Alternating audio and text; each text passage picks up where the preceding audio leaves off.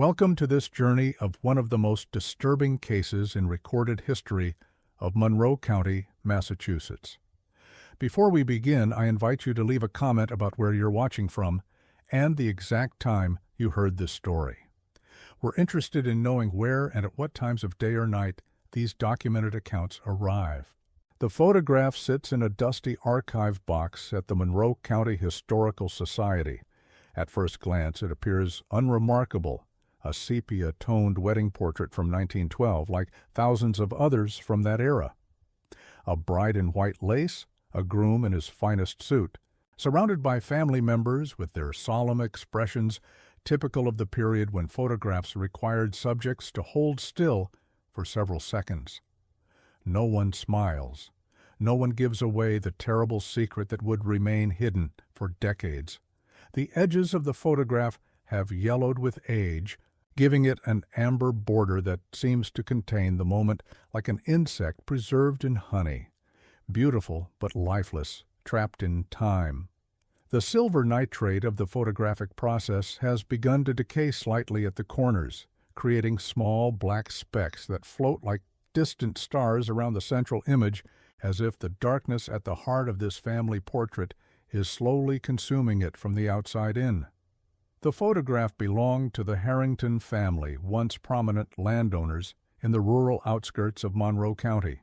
Wilhelmina Harrington and her husband-to-be, Cornelius Blackwood, stand centered in the frame, their hands clasped together. Behind them, 7 family members form a perfect semicircle. 8 faces stare back through time, their expressions unreadable. Wilhelmina's bouquet of white lilies rests against her corseted waist. Cornelius's pocket watch chain gleams in the flash of early photography equipment.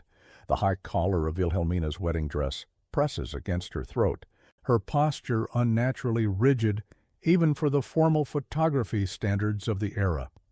Her eyes hold something that transcends the decades, not the expected anxiety of a young bride, but something deeper, more knowing, as if she is trying to communicate directly with whoever might view this image in the future. For nearly 60 years, this photograph remained merely one of many historical artifacts gathering dust in forgotten corners of the county archives. That changed in 1968 when a young archivist named Josephine Merrick began cataloging the recently donated Harrington estate collection. What she discovered would unlock a grim narrative that had lain dormant for over half a century, hidden behind the stiff poses and formal attire of another age. Josephine Merrick was 26 years old when she accepted the position at the Monroe County Historical Society, a recent graduate with a master's degree in archival science from Simmons College in Boston. Her colleagues described her as methodical and thorough, with an almost preternatural ability to notice inconsistencies and anomalies in historical documents. It was this attention to detail that would ultimately bring to light one of the county's darkest secrets. "I noticed something unusual about the bride's posture," Merrick wrote in her field notes, which were later sealed by the county until 1990. Her neck appeared unnaturally rigid, and her hands, upon closer inspection with a magnifying glass, showed unusual discoloration around the fingertips. The whites of her eyes had a faint yellowish tinge that I initially attributed to the aging of the photograph itself. But there was something in her gaze that seemed to reach across time, an awareness, a silent communication that felt almost deliberate. I've examined hundreds of wedding photographs from this era, and none have affected me the way this one did.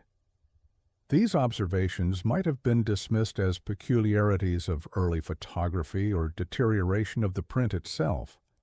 But Josephine Merrick was nothing if not thorough in her examination of historical materials, and something about this particular photograph compelled her to dig deeper. The Harrington-Blackwood wedding had taken place on October 12, 1912, at the family's estate, Harrington Hall, approximately 12 miles outside the town center, nestled among ancient oak trees that had been part of the property since before the Revolutionary War. According to newspaper accounts from that time, the ceremony proceeded without incident, though one small note in the society pages of the Monroe County Register mentioned that the bride appeared somewhat indisposed during the proceedings, no doubt overcome by the emotion of the day. The reporter went on to describe the magnificence of the Harrington estate, the string quartet that played Mendelssohn's Wedding March, and the elaborate five-course dinner that followed the ceremony. No further mention was made of the bride's condition. The article concluded with a list of prominent guests, including several state politicians and business leaders, underscoring the social importance of the Harrington and Blackwood families in early 20th century Massachusetts society. Merrick's investigation led her to cross-reference the wedding announcement with death records from the county courthouse. What she discovered disturbed her so profoundly that she immediately contacted the county sheriff's office. Wilhelmina Harrington Blackwood had died just 3 weeks after her wedding day. The cause of death was listed as sudden illness, a conveniently vague designation common in that era when medical diagnostics were primitive by modern standards. But the timing raised questions that would not be easily dismissed by a mind as analytical as Merrick's. The death certificate signed by the family physician, Dr. Edmund Pierce, contained no specific details about the nature of the illness, merely noting that the deceased had succumbed after a brief but intense period of declining health. No autopsy had been performed, which was not unusual for the time period, particularly for a woman of Wilhelmina's social standing. The Harrington family Bible, also part of the donated collection, contained a handwritten note tucked between its pages. The yellowed paper, written in flowing script, read simply, "May God forgive what we have done. Pibarnabaton." It was signed with the initials V.H. Victoria Harrington, Wilhelmina's mother. The paper showed signs of water damage, as though tears had fallen upon it as the words were written. The ink had bled slightly where the droplets had landed, creating small blue-black pools around certain letters. Forensic analysis later dated the paper to the early 1910s, consistent with the period immediately following Wilhelmina's death. The handwriting matched samples of Victoria Harrington's writing found in other documents in the collection, confirming her as the author of this cryptic confession. As Merrick dug deeper into county records, she uncovered a troubling pattern. 3 members of the wedding party visible in the photograph had died within 18 months of the ceremony. Each death had been attributed to natural causes or accidents. Sebastian Harrington, Wilhelmina's father, suffered a fatal fall down the main staircase at Harrington Hall in March 1913. Victoria Harrington succumbed to nervous exhaustion, another conveniently vague diagnosis, in August of the same year. Cornelius's younger brother, Thaddeus, drowned in the estate's lake in the spring of 1914. The lake was not particularly deep, and Thaddeus had been known locally as a strong swimmer, having won several regional competitions in his youth. The coroner's report noted that Thaddeus's lungs contained a significant amount of water, consistent with drowning, but also mentioned bruising on his temple that may have been sustained during a fall into the water. No investigation into the possibility of foul play was ever conducted. By this point, Josephine Merrick had assembled enough concerning evidence to convince the county prosecutor to order a reinvestigation into the deaths. However, with 56 years having passed, physical evidence was scarce. The Harrington family plot at Oakwood Cemetery became the focus of attention. The cemetery itself was a testament to the family's former wealth. An ornate mausoleum stood at the center of their plot, surrounded by marble headstones engraved with biblical verses and expressions of undying love. Wilhelmina's grave was marked with a particularly elaborate monument, an angel with outstretched wings, carved from Italian marble that had weathered to a soft gray over the decades. The inscription read simply, "Wilhelmina Harrington Blackwood, 1890 to 1912, beloved daughter and wife." The brevity of the epitaph seemed at odds with the grandeur of the monument, as if whoever commissioned it wished to minimize discussion of the deceased while still maintaining appearances. In April 1968, under the supervision of county officials, the grave of Wilhelmina Harrington Blackwood was exhumed. The findings, documented in a report that was immediately classified and only released through a Freedom of Information request in 1992, revealed that, while decomposition had claimed much of the remains, modern forensic techniques were able to detect significant levels of arsenic in what remained of Wilhelmina's hair and nail beds.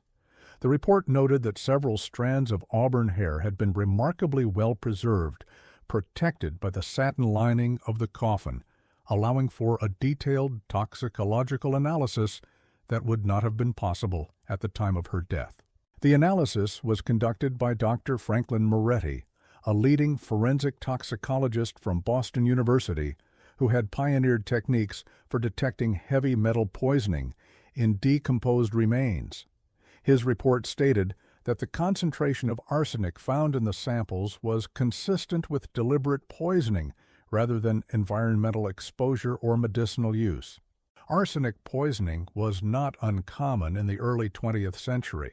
The toxic substance was found in many household products, from wallpaper to medicines. Arsenic-infused green pigments colored everything from playing cards to artificial flowers. Some women even used diluted arsenic solutions as a cosmetic treatment for their complexions. But the concentration found in Wilhelmina's remains far exceeded any amount that could be attributed to environmental exposure or cosmetic use. The conclusion was unavoidable. Wilhelmina Harrington had been systematically poisoned over a period of weeks, perhaps months. Dr. Moretti's report included a detailed analysis of the distribution pattern of arsenic in the hair samples, which allowed him to estimate the timeline of exposure. His findings indicated that the poisoning had begun approximately 3 months before Wilhelmina's death, coinciding almost exactly with her engagement to Cornelius Blackwood. But the most disturbing revelation came when forensic analysts examined the timing of the poisoning based on the distribution of arsenic in the remains.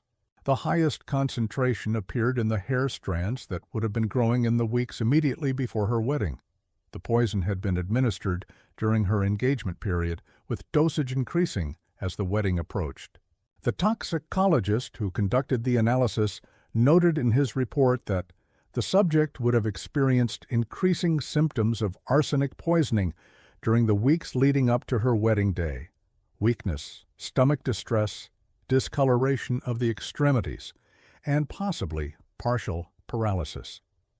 By the day of the wedding ceremony, she would have been significantly impaired, though perhaps still able to function with assistance. The progression of symptoms suggests a carefully calculated administration of the poison, enough to ensure death shortly after the wedding, but not so much as to prevent the ceremony itself from taking place. This revelation cast the wedding photograph in an entirely new light. When Josephine Merrick re-examined the image with this knowledge, the bride's stiff posture, the slight discoloration around her eyes, and the unusual pallor of her complexion were no longer mere photographic anomalies or artifacts of the wedding process. They were symptoms of a deliberate poisoning, physical manifestations of a murder taking place in slow motion. The slightly awkward angle at which Wilhelmina held her bouquet suggested a weakness in her hands, consistent with the peripheral neuropathy that often accompanies arsenic poisoning. The faint yellowing of her sclera indicated liver damage, another common symptom of arsenic toxicity. Even the way she leaned slightly against her new husband, initially interpreted as an affectionate gesture, now appeared to be a necessary support for a woman struggling to remain standing. The photograph wasn't documenting a wedding, Merrick later wrote in her private notes. It was documenting a murder in progress, and not just any murder, but one conducted with such calculated cruelty that the victim was forced to stand, adorned as a bride, surrounded by the very people who were killing her.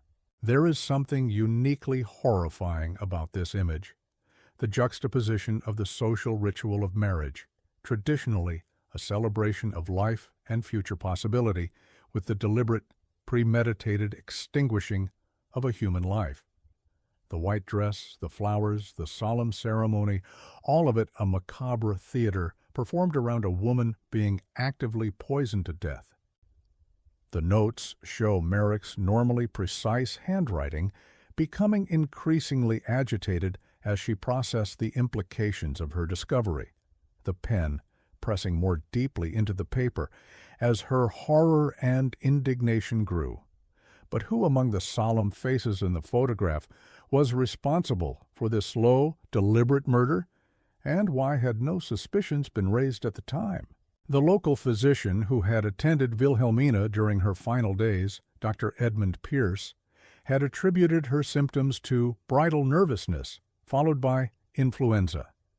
His medical records, preserved in the county archives, showed no indication that he ever suspected poisoning, despite symptoms that would raise immediate red flags for any modern medical professional. Was he merely incompetent or complicit?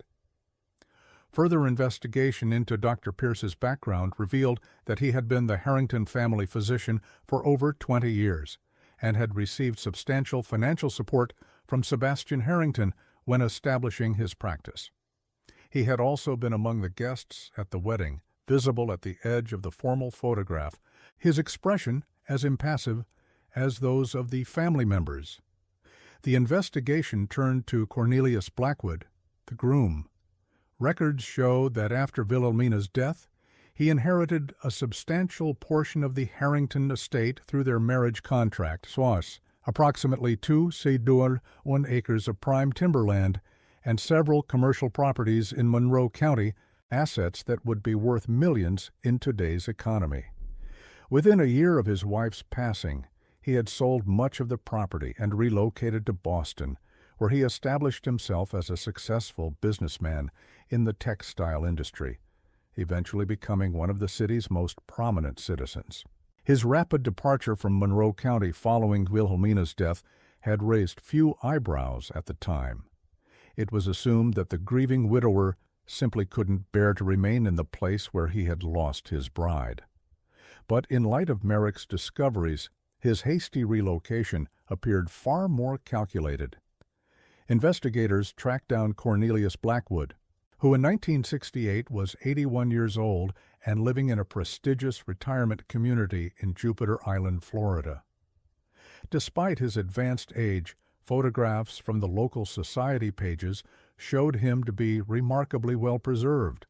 A tall, lean man with a full head of silver hair and the same piercing gaze that had been captured in the wedding photograph 56 years earlier.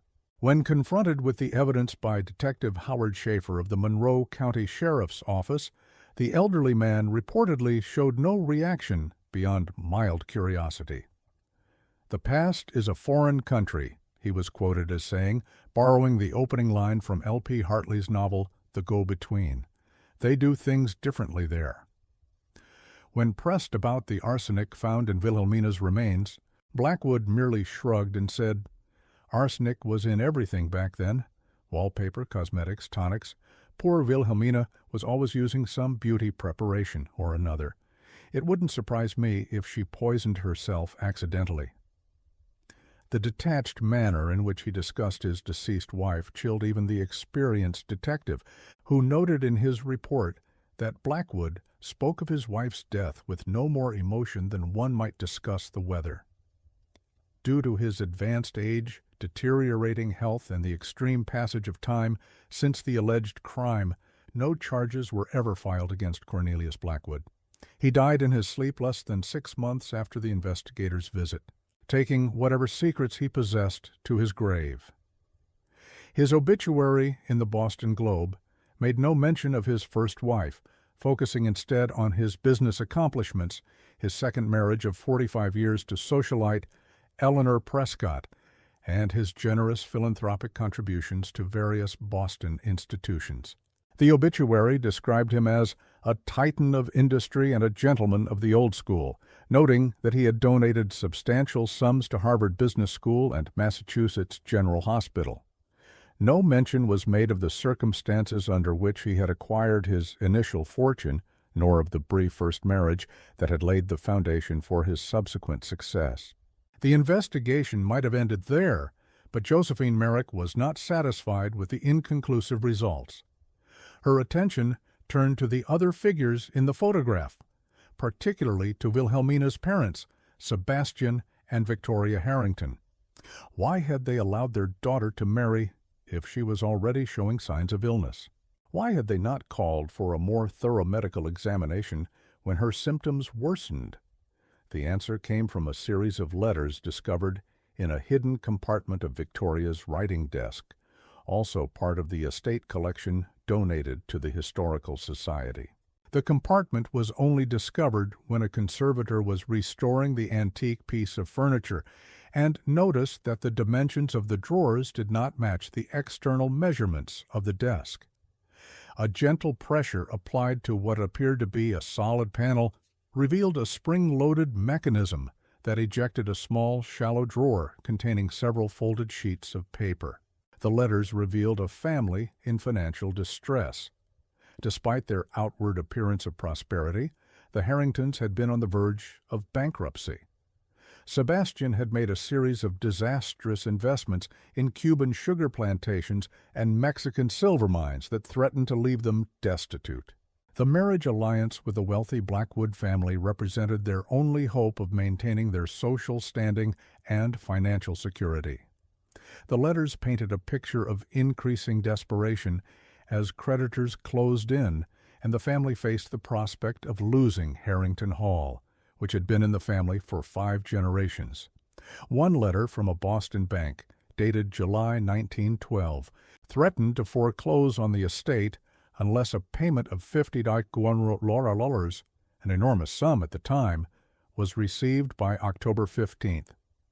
The timing aligned perfectly with the wedding date of October 12th, suggesting that the ceremony had been scheduled specifically to allow the Harringtons to meet this deadline using funds from the Blackwoods. One letter, dated September 29, 1912, just 2 weeks before the wedding, contained a particularly damning passage. Wilhelmina continues to complain of fatigue and stomach distress. The doctor has been called twice this week. I fear she may not be well enough for the ceremony, but we cannot afford any delay. S. insists the wedding must proceed as planned regardless of her condition. The agreement with the Blackwoods is our salvation. Without it, we face ruin and disgrace. I try not to think about what will happen after the wedding. I tell myself it is God's will, that sometimes sacrifices must be made for the greater good of the family. But in the dark hours of the night, I cannot silence my conscience. What mother does such a thing? What kind of monster have I become? The handwriting grew increasingly erratic toward the end of the letter, suggesting that Victoria Harrington herself was under extreme duress as she wrote these words. The letter was unsigned and unaddressed, appearing more like a journal entry than correspondence, a private confession never meant to be read by others. Another letter. This one unsigned but presumed to be from Sebastian to Victoria based on handwriting analysis, contained an even more disturbing passage. What must be done must be done. We cannot allow sentimentality to cloud our judgment. One life weighed against the legacy of generations. There can be no question as to our course of action. The Blackwoods have made their terms clear. The girl will marry, the merger will proceed, and afterward, nature will take its course. Dr. Pierce understands the situation and will ensure that no uncomfortable questions are raised. Think of our position, our standing in the community. Think of what we would lose. Wilhelmina would understand if she knew the full circumstances. It is her duty to the family. The letter was dated August 15, 1912, approximately 2 months before the wedding ceremony, coinciding with the period when, according to the forensic evidence, the poisoning had begun.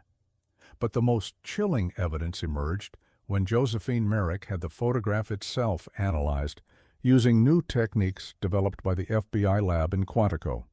When examined under ultraviolet light, a subtle anomaly became visible in the image of Wilhelmina's bouquet.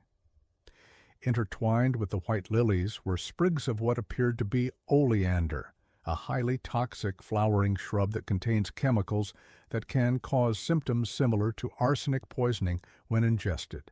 The oleander was not immediately visible in normal light, but appeared as a distinctive pattern under ultraviolet examination.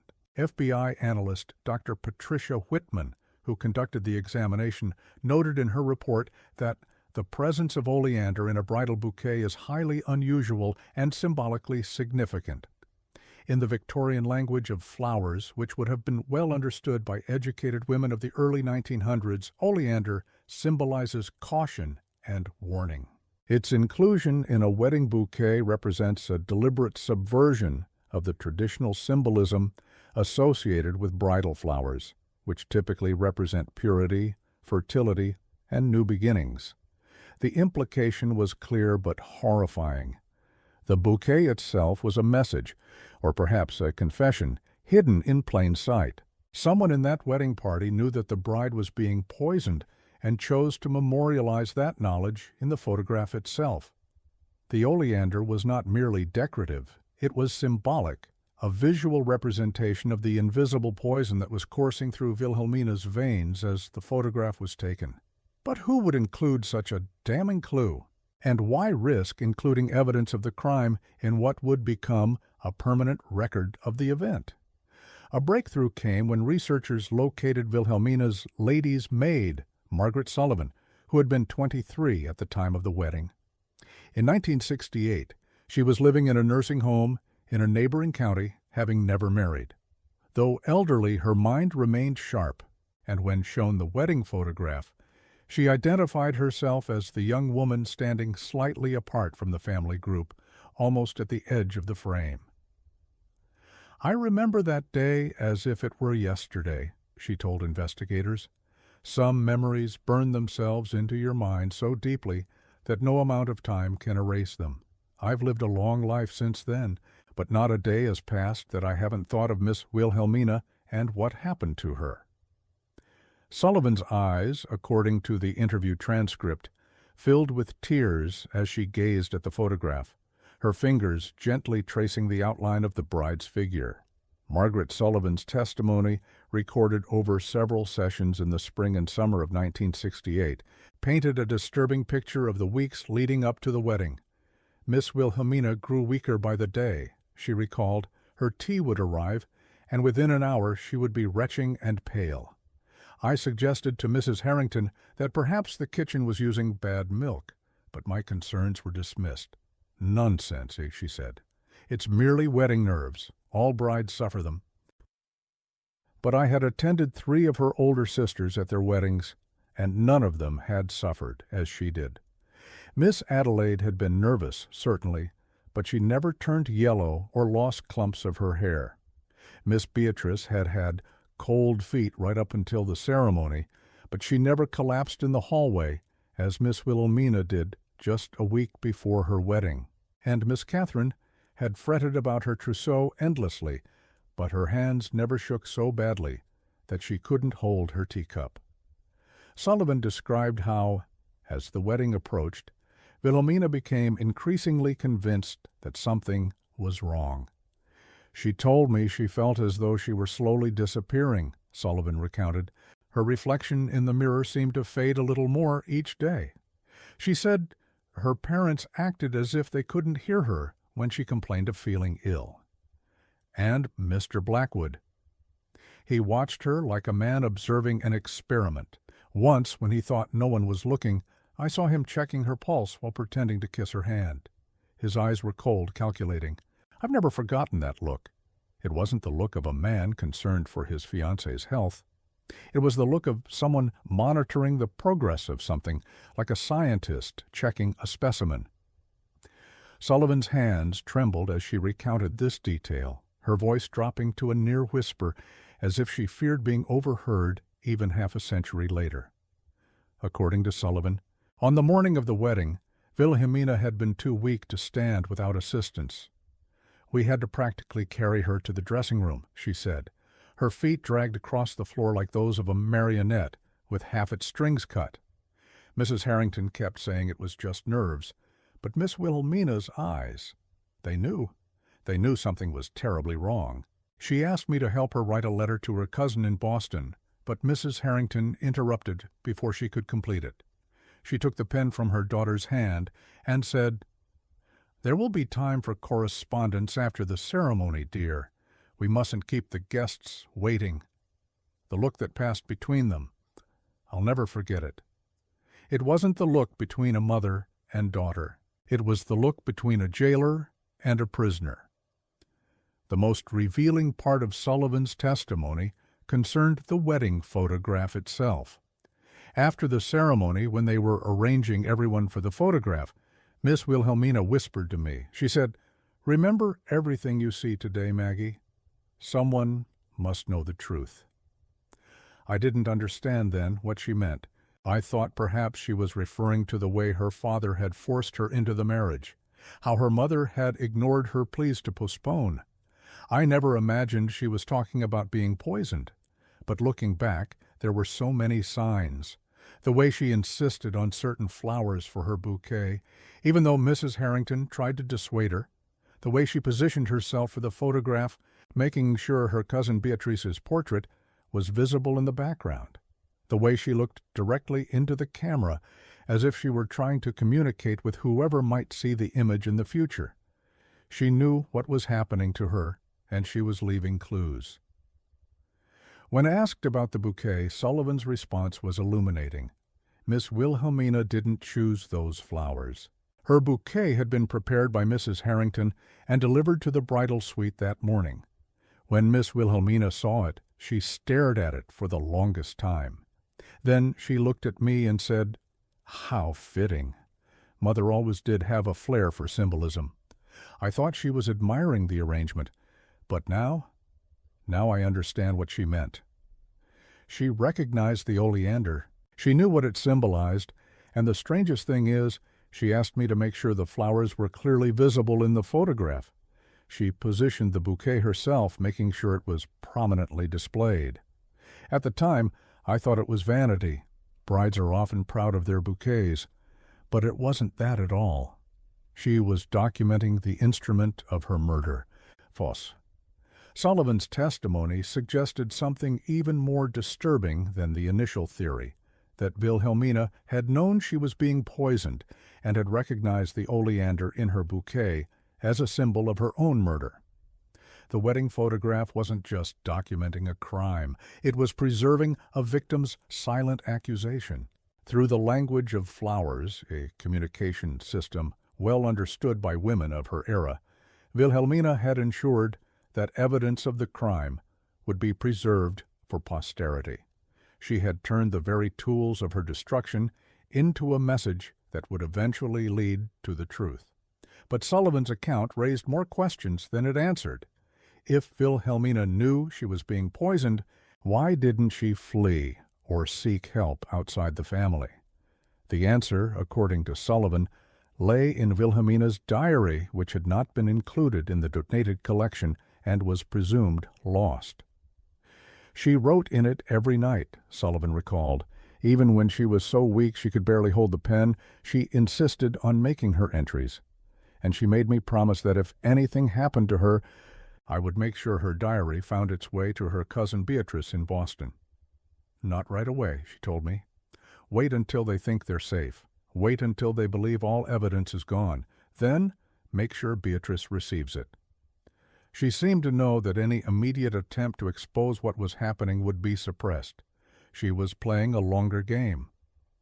But the night after she died, I went to retrieve it from its hiding place in her wardrobe, and it was gone. Someone had found it. Mr. Blackwood caught me searching and dismissed me from service the next morning.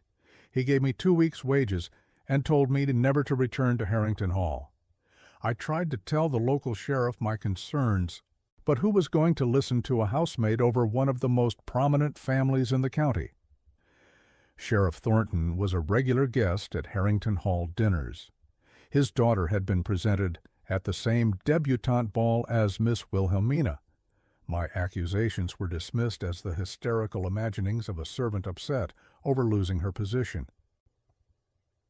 Sullivan's bitterness over this dismissal was still evident more than 50 years later, her hands clenching into fists as she recounted the story. The investigation hit a dead end, without the diary, without any surviving witnesses beyond the elderly maid, and with the primary suspects long deceased. There was little hope of ever confirming exactly what had happened in the Harrington household in the autumn of 1912. The case file gathered dust on a shelf in the county prosecutor's office, occasionally examined by law students or crime historians, but yielding no new insights. Josephine Merrick continued her work at the Historical Society, but colleagues noted that she was never quite the same after her investigation into the Harrington Blackwood wedding photograph. She became somewhat obsessed with the case, spending her free time searching for additional evidence and interviewing elderly residents of Monroe County who might have had connections to the families involved. In 1969, after months of investigation, the case was officially closed by the Monroe County Sheriff's Office. The records were sealed and filed away. The exhumed remains of Wilhelmina Harrington Blackwood were returned to their resting place beneath the marble angel that marked her grave, and the wedding photograph was placed back in the archive, its secrets apparently destined to remain hidden despite Josephine Merrick's best efforts to bring them to light. The official statement released by the sheriff's office cited the passage of time, the death of key witnesses and suspects, and the inconclusive nature of the forensic evidence as reasons for closing the investigation. No criminal charges were ever filed in connection with Wilhelmina's death. That might have been the end of the story, but in 1992, during renovations to the old Harrington Hall, which had been converted into a country inn after changing hands multiple times over the decades, workers made an unexpected discovery. While removing a section of wainscoting in what had once been Wilhelmina's bedroom, they found a metal box sealed within a wall cavity. The box, approximately the size of a large book, had been carefully plastered over and wallpapered, making it virtually undetectable unless the wall itself was dismantled. The contractor who discovered it, Robert Jenkins, initially thought he had found a forgotten electrical junction box. When he pried open the rusted metal container, he was surprised to find not wiring, but a slim volume bound in faded blue leather.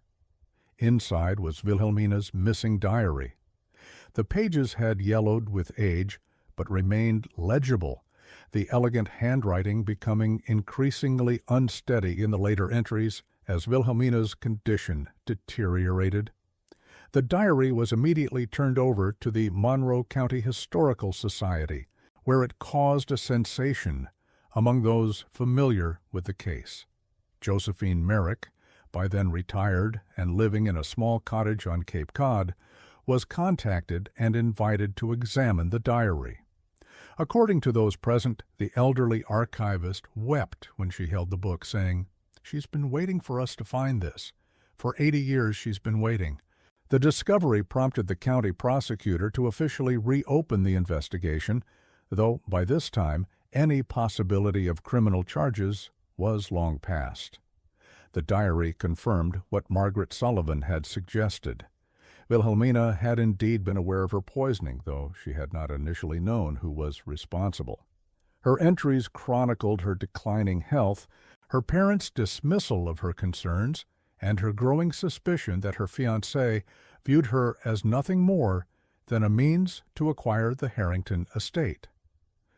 The diary began as a typical young woman's journal, filled with observations about society events, comments on books she was reading, and reflections on her engagement to Cornelius Blackwood. The early entries revealed an intelligent, observant young woman with a wry sense of humor and a keen eye for social hypocrisy. May 15th, 1912. Dinner with the Blackwoods this evening. Cornelius was attentive as always, though I sometimes feel he is performing attention rather than actually attending to me. He asks all the right questions but rarely listens to the answers. His eyes are constantly moving around the room, assessing, calculating. I wonder if he sees me at all, or merely the Harrington acres that'll come with my hand.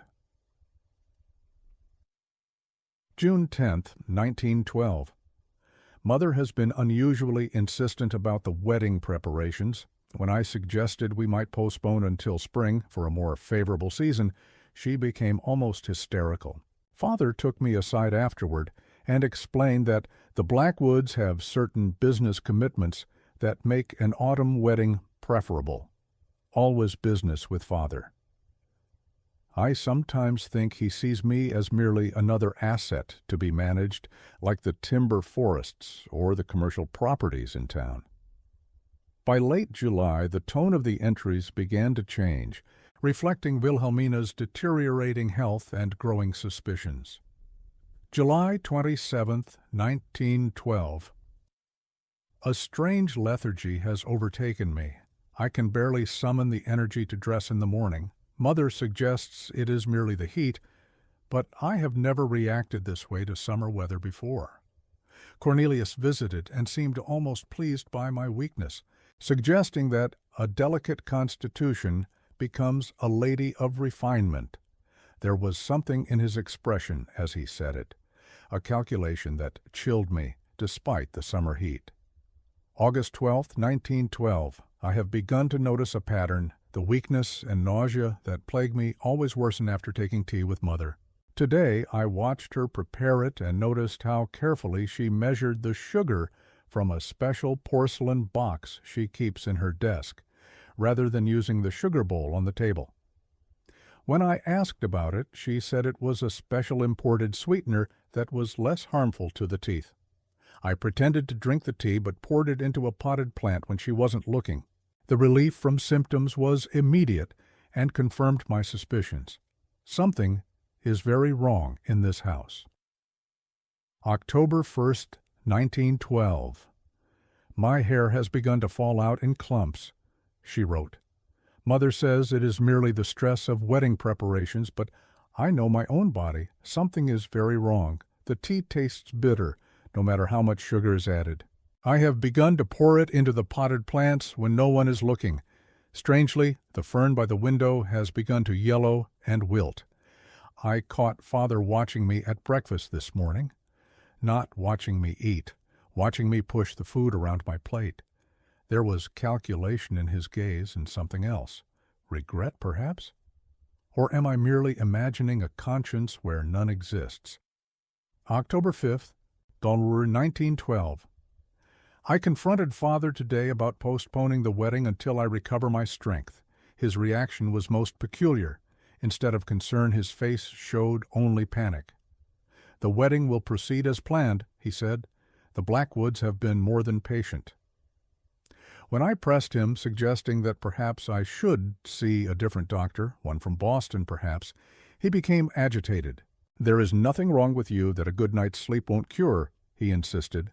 But his eyes would not meet mine. He knows something. I found myself wondering if I would survive to see November. A terrible thought to have about one's own father, yet there it is. October 8th, 1912. Cornelius visited today. He brought me a small box of chocolates, insisting that I eat one in his presence. I pretended to swallow it, but kept it in my cheek until he left. When I examined it later, I noticed a strange crystalline residue inside the chocolate shell. I am now certain they are poisoning me. But why? What could possibly justify such betrayal? I have found a way to communicate what is happening, even if I do not survive to tell the tale myself. The wedding photograph will be my testimony.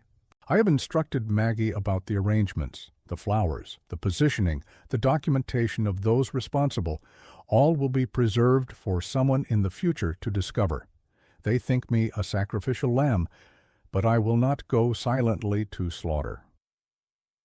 The final entry, dated the night before her wedding, read, "Tomorrow I become Mrs. Blackwood, though I doubt I shall bear the name for long. They believe me ignorant of their scheme, but I have watched Mother prepare my tea too carefully, seen Father's averted eyes when I clutch my stomach in pain." Cornelius observes my decline with the cool interest of a scientist. They are all complicit in what happens to me, but I have made my own arrangements. The photograph will stand as testament. The flowers I have requested will speak when I cannot. And this record, hidden where they will not think to look, will someday tell the truth. I go to my wedding as a lamb to slaughter, but I will not go silently into oblivion. I only pray that when justice finally comes, it will be swift and complete.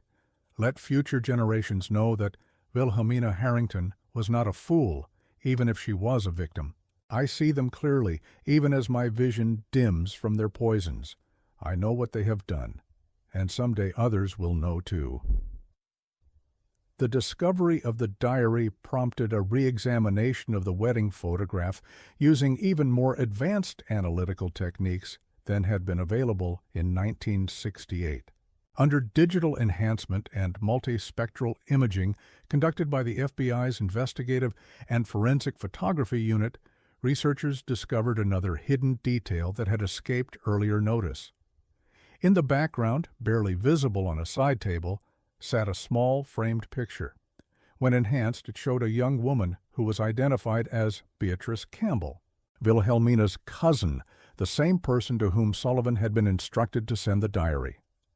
The position of the framed photograph appeared to be deliberate, as it was not centered on the table, but angled slightly, as if to ensure it was captured in the wedding portrait. Further investigation into historical records revealed that Beatrice Campbell had died under mysterious circumstances just 2 months after Wilhelmina's death. According to newspaper reports from December 1912, she had fallen from the platform at Park Street Station in Boston. No witnesses came forward, and the death was ruled accidental. Despite the fact that Beatrice had been an active suffragette known for her careful, methodical nature. Her body was found to have a blood alcohol content inconsistent with her known abstention from spirits, suggesting that she may have been drugged before the fatal fall. The Boston police records, retrieved from the city archives, showed that the investigation had been cursory at best, with the detective in charge noting that the deceased appears to have been intoxicated and lost her footing. No connection was made at the time between her death and that of her cousin 2 months earlier. The implication was clear. Wilhelmina had attempted to ensure that evidence of her murder would survive through both her cousin and the symbolic elements in the photograph. But those responsible had moved to eliminate anyone who might expose their crime.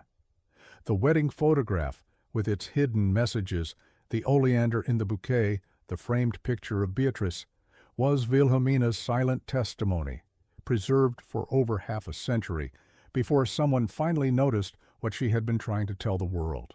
She had understood that a direct accusation might be suppressed or destroyed, so she had encoded her message in symbolism and imagery, trusting that someday someone would decode it. The final piece of the puzzle came from an unexpected source.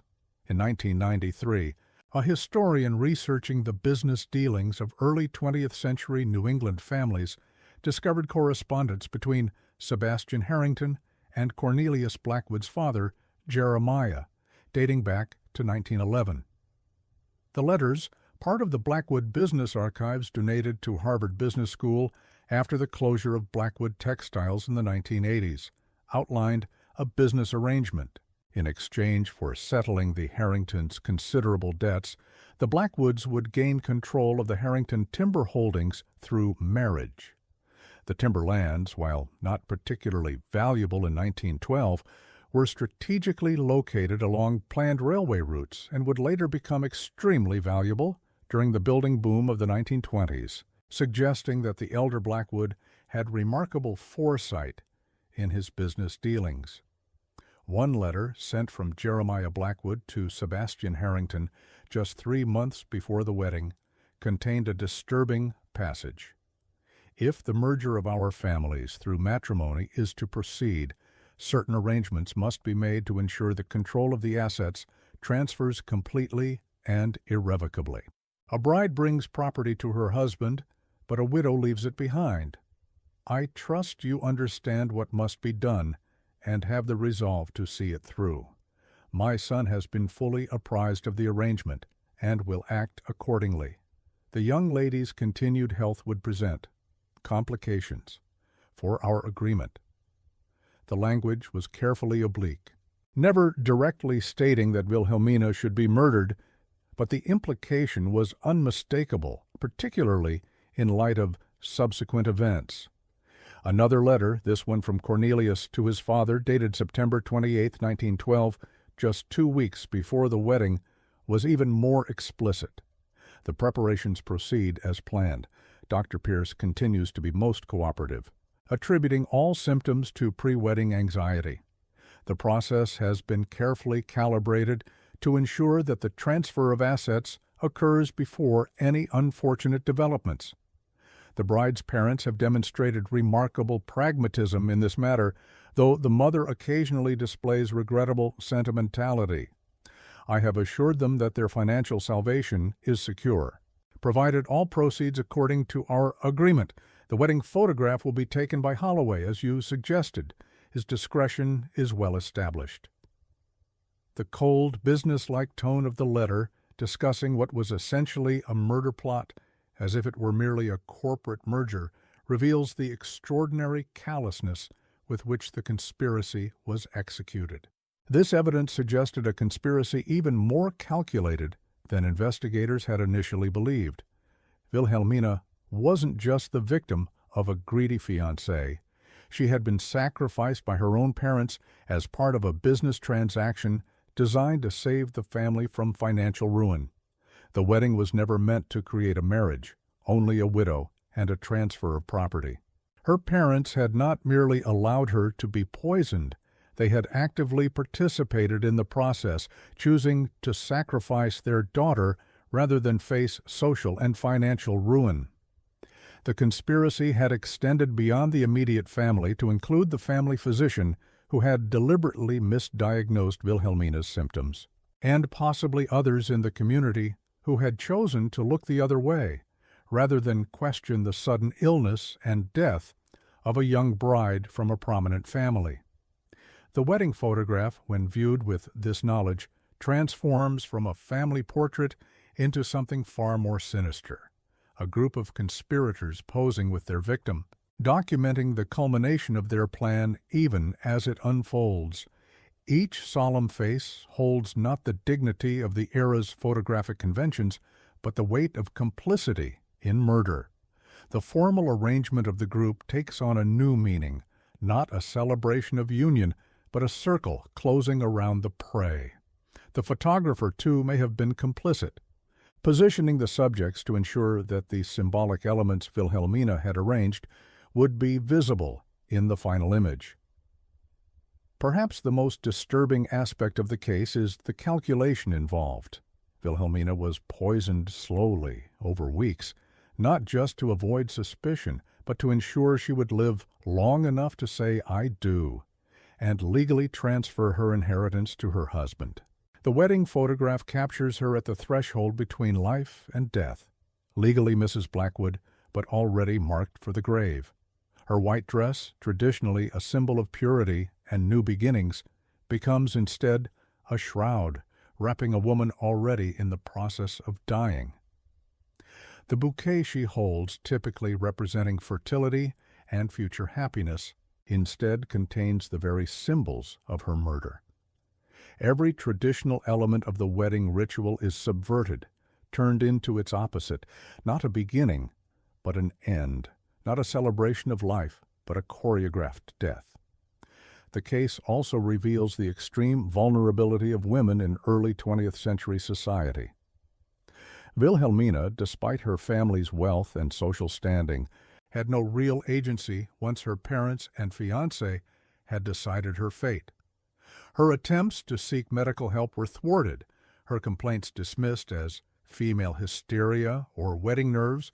Her only recourse was to leave behind evidence in the hope that someday someone would recognize what had been done to her and expose the truth. The social constraints of her era and her physical deterioration from the poison severely limited her options for escape or intervention. Even her maid, Margaret Sullivan, who suspected something was wrong, had no power to intervene effectively against the combined authority of the Harrington and Blackwood families. In the decades since the case was reopened and reclosed, the wedding photograph has remained in the county archives, occasionally brought out for criminology students or historians studying the darker aspects of America's Gilded Age. Those who know its story often remark on the same detail. Despite the poison coursing through her veins, despite knowing she was surrounded by those who had conspired in her murder, Wilhelmina Harrington Blackwood faces the camera with a dignity that transcends her circumstances. There is no fear in her expression, no pleading, only a steady, knowing gaze that seems to penetrate the decades, connecting directly with whoever views the photograph today. Her eyes staring out from the sepia-toned paper seem to say what her diary confirmed: "I know what you've done, and someday others will know too." It is a gaze that transcends time, connecting directly with whoever views the photograph today, asking them to bear witness to a crime that went unpunished in its own time. The clarity and determination in her expression stands in stark contrast to the vague, evasive looks of those surrounding her, as if she alone among them was fully present in the moment, fully aware of what was really taking place. A forensic psychiatrist who examined the case in 2002 noted that the method of murder selected by the conspirators revealed a particular kind of cruelty. They could have arranged a more immediate death, a carriage accident, a fall, any number of seemingly natural misfortunes. Dr.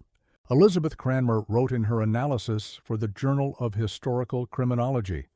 Instead, they chose to kill her slowly, forcing her to participate in her own demise, to walk knowingly toward her death while maintaining the social proprieties expected of a young woman of her station. The psychological torture inherent in this approach suggests a level of detachment from human suffering that goes beyond mere greed. There is something almost ritualistic about it, the sacrifice of a daughter as bride to ensure the financial salvation of the family and the business aspirations of the groom. In this sense, the wedding ceremony itself becomes a perverse ritual of death rather than a celebration of life and union. The case of Wilhelmina Harrington Blackwood serves as a chilling reminder that history's most disturbing truths often hide in plain sight, waiting for someone to look closely enough to see them. A wedding photograph from 1912 sat in archives for decades, its macabre secret hidden within its conventional composition. Not just a documentation of a social event, but evidence of a calculated murder concealed behind the formal customs of high society. It reminds us that the historical record is never as transparent as we might assume, that behind the formal portraits and official documents of the past may lurk truths far darker than we imagine. And perhaps most unsettling of all is the realization that we can never know how many other such photographs exist in archives and family albums around the world. Seemingly innocent images that, if we knew how to read them, might tell equally dark tales of crimes concealed behind proper facades and social conventions.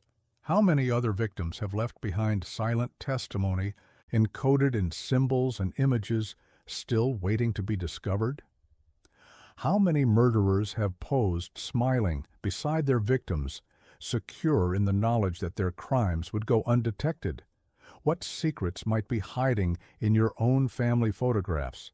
What truths linger just out of focus, waiting for someone to finally see them clearly? The past is never truly silent for those who know how to listen. Every portrait, every casual snapshot preserves not just faces and places, but moments in time that may contain hidden narratives far different from those they seem to present at first glance.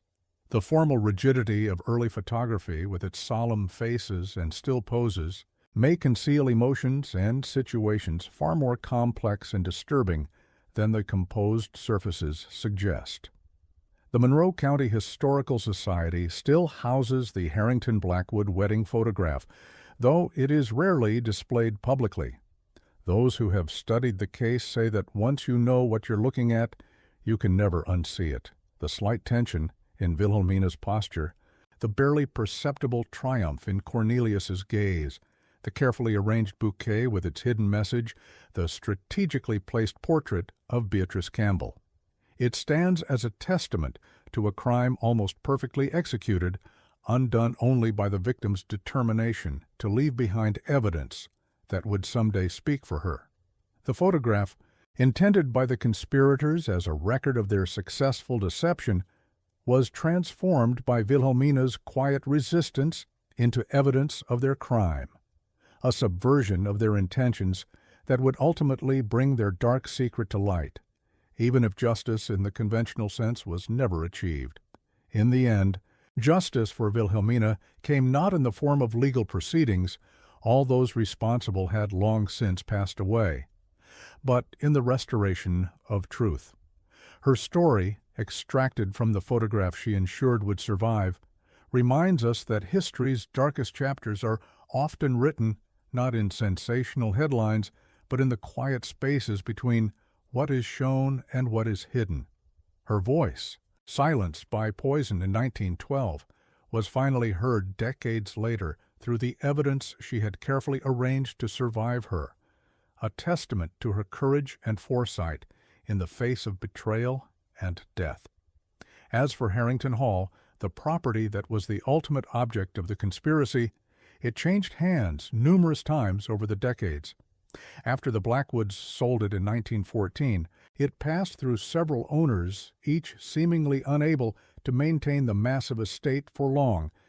It served briefly as a sanatorium during the 1918 influenza pandemic, then as a boarding school in the 1920s, and later as a retreat for a religious order before falling into disrepair in the 1950s.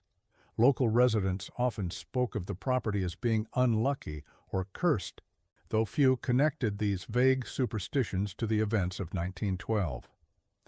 The mansion stood empty for nearly 2 decades, its once grand rooms gradually surrendering to rot and decay, the elaborate gardens giving way to wilderness. In a final ironic twist, the estate was eventually purchased in the 1980s by a distant descendant of Margaret Sullivan, the maid who had tried to help Wilhelmina. The new owner, Elaine Sullivan Parker, unaware of her connection to the property's dark history until after the purchase, dedicated herself to restoring the mansion to its former glory, while honoring the memory of those who had suffered there. Upon learning of her great-grandmother's role in the Harrington Blackwood case, Parker decided to transform the property into a museum that would not only showcase the architectural and social history of the region, but also tell the story of Wilhelmina's murder and the subsequent investigation. "This house has been the site of a terrible injustice," Parker told the local newspaper when announcing her plans. "It seems fitting that it should now become a place where that injustice is acknowledged and remembered." Today, Harrington Hall operates as a small museum dedicated to preserving the history of the region, including its darker chapters. The mansion has been carefully restored to its 1912 appearance, with period furniture and decor recreating the setting in which the fateful wedding took place.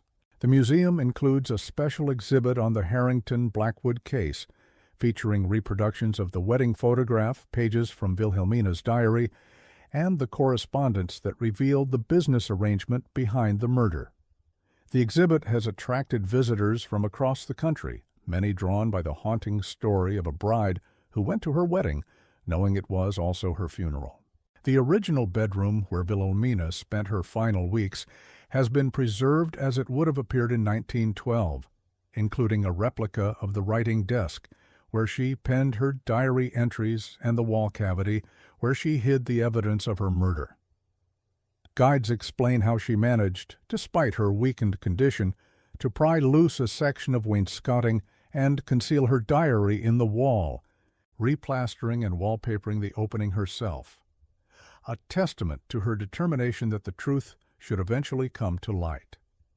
The exact spot where the wedding photograph was taken has been marked with a brass plaque, allowing visitors to stand precisely where the bride and her murderer stood over a century ago. Visitors to the museum occasionally report an unusual sensation when standing in the grand hall where the wedding ceremony took place, a sudden chill, an inexplicable sadness, or the feeling of being watched.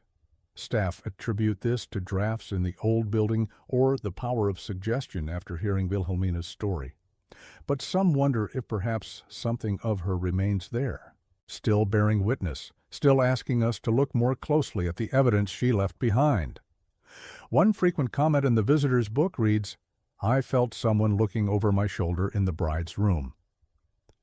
Another notes, "The air felt heavy in the hall as if something important still needed to be said." In 2017, a team from a paranormal investigation television show spent a night at Harrington Hall. While their findings were inconclusive, several team members reported feeling unusually cold in Wilhelmina's former bedroom, despite it being a warm summer night. One investigator claimed to have recorded an electronic voice phenomenon that, when enhanced, seemed to say, "Look at the flowers." The segment never aired, as the producers felt the evidence was too ambiguous even by the standards of paranormal television. But the recording has circulated among enthusiasts of the supernatural, adding yet another layer to the legend of Harrington Hall. A more scientific investigation was conducted in 2018, when a team from a prominent university's forensic archaeology program examined the grounds of Harrington Hall using ground-penetrating radar. They discovered several anomalies beneath what had once been the Rose Garden, objects buried approximately 4 feet below the surface that appeared to be metal containers. When excavated, these proved to be tin boxes containing personal effects, jewelry, letters, and small keepsakes that appeared to have belonged to Wilhelmina. The location suggested they had been deliberately hidden rather than simply lost or discarded. One box contained a pressed flower, a sprig of oleander, preserved between the pages of a small book of poetry. A note in Wilhelmina's handwriting accompanied it, "Mother's favorite flower for her arrangements." How telling that she should choose something so beautiful and so deadly. This discovery provided further confirmation that Wilhelmina had been aware of the symbolism of the flowers in her wedding bouquet and had recognized them as a sign of her mother's involvement in her poisoning. The careful preservation of the flower suggested that she had collected it specifically as evidence, another element in her effort to document the crime being committed against her. The investigation also uncovered evidence that Wilhelmina had made attempts to save herself in the weeks leading up to her wedding.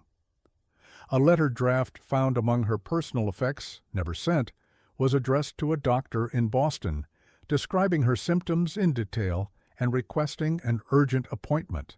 The letter ended abruptly mid-sentence, suggesting that she had been interrupted while writing it. Another note, this one hidden in a hollowed-out section of her hairbrush handle, contained a single line: "If I do not survive, look to those who benefit from my death." The ingenuity with which she had concealed these messages, despite being under constant surveillance by her parents and fiancé, speaks to both her intelligence and her determination to leave a record of what was happening to her. These discoveries painted a picture of a young woman fighting desperately for her life while trapped in a conspiracy that included those who should have protected her. Despite her awareness of what was happening, the social constraints of her era and her physical deterioration from the poison severely limited her options for escape or intervention. Yet even in these dire circumstances, she managed to preserve evidence, encode messages, and arrange for a visual record that would eventually lead to the exposure of the crime, even if justice in the conventional sense was impossible due to the passage of time. The wedding photograph from 1912 continues to speak its truth to those willing to listen, a reminder that sometimes the most disturbing stories are told not in what we can clearly see, but in what lurks just beneath the surface, waiting to be discovered. It stands as a testament to both the darkness that can exist within seemingly respectable facades and the enduring power of evidence left behind by those determined not to let their stories be forgotten. Wilhelmina Harrington Blackwood, though she could not save herself, ensured that her voice would eventually be heard and her murderers exposed, even if only to the judgment of history rather than the courts of law. As technology advances, who knows what other secrets might be revealed in the photographs we take for granted as simple records of the past? What other victims might be waiting, like Wilhelmina, for someone to finally notice what they were trying to tell us across the decades? The past is never as settled as we might like to believe, and its secrets have a way of emerging when we least expect them, challenging our understanding of history and human nature alike. The techniques that allowed Josephine Merrick and later investigators to uncover the truth behind the Harrington-Blackwood wedding photograph continue to evolve, suggesting that other historical images might yet reveal secrets hidden within their frames. The case of the 1912 wedding photograph reminds us to look more closely at the seemingly ordinary images that surround us, to question what might be hidden within their conventional compositions, and to listen for the voices that might be speaking to us from the past, still seeking the justice that eluded them in their own time. It challenges us to consider what other crimes might be documented in family albums and historical archives, waiting for someone with the right perspective and tools to decode them. How many other victims have left behind silent testimony that has yet to be recognized? How many other perpetrators believe their secrets safely buried, never imagining that future technologies and sensibilities might expose what they had so carefully concealed? In the archives of the Monroe County Historical Society, the photograph sits in its acid-free storage box, preserved for future generations. Wilhelmina Harrington Blackwood still gazes out from the sepia-toned paper, her eyes holding a truth that took decades to be recognized.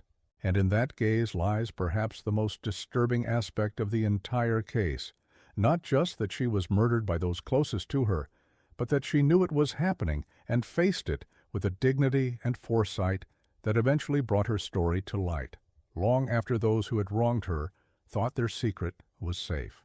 Her story serves as a reminder of the power of documentary evidence, the ways in which victims can speak across time, and the persistent nature of truth, which may be suppressed or hidden, but is never truly erased as long as the evidence survives.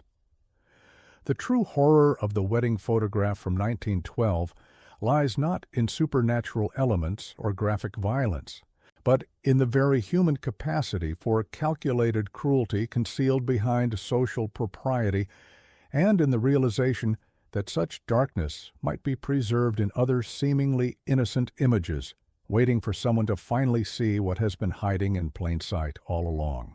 It reminds us that history is not merely what is recorded in official documents or commemorated in public monuments, but also what is concealed in private spaces, encoded in personal artifacts, and whispered through generations. Sometimes the most important historical truths are found not in what is openly declared, but in what is deliberately hidden, waiting for someone with the patience and insight to uncover them. As we consider the case of Wilhelmina Harrington Blackwood and the macabre wedding photograph that documented her murder, we might ask ourselves, what other stories remain untold? What other victims await justice? What other truths lie hidden in the images and artifacts we inherit from the past? And we might remember that sometimes the most eloquent testimony comes not from those who speak the loudest, but from those who find ways to preserve their truth even when silenced, trusting that someday someone will listen.